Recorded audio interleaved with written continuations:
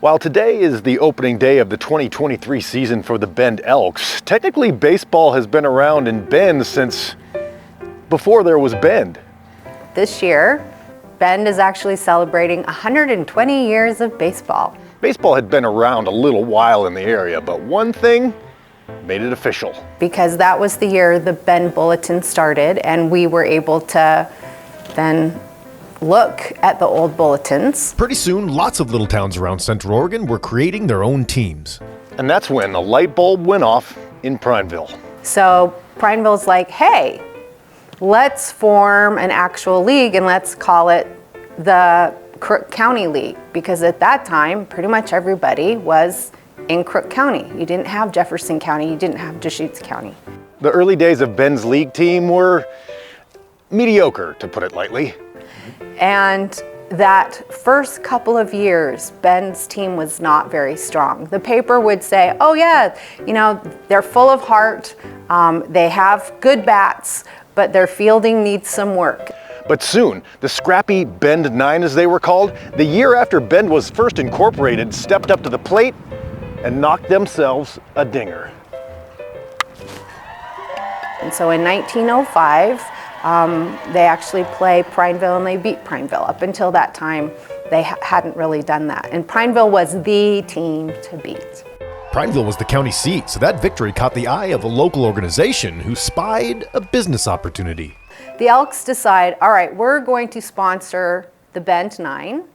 We're going to invest money in uniforms, in the field. That year, 1926, huge banner at the top of the bulletin that the Bend Elks are literally created, and that's where we start being called the Bend Elks.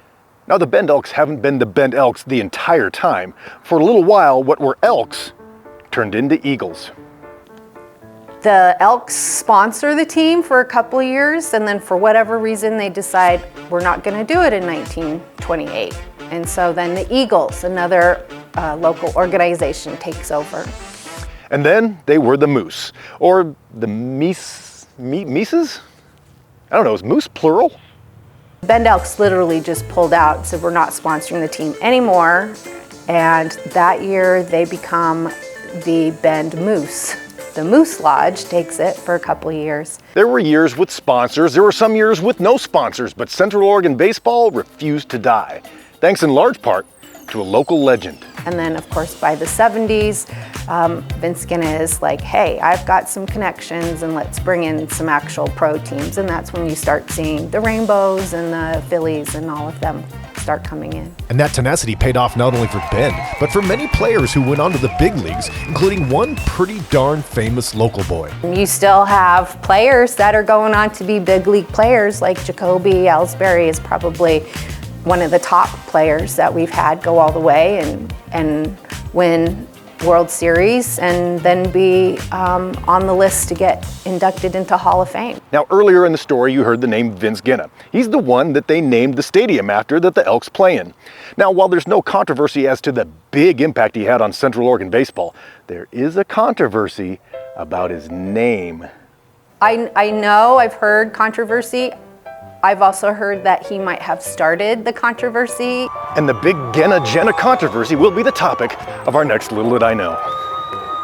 For Central Oregon Daily News, Thank you. I'm Scott Elmas. Thank you. I don't deserve all the credit. I'm just good.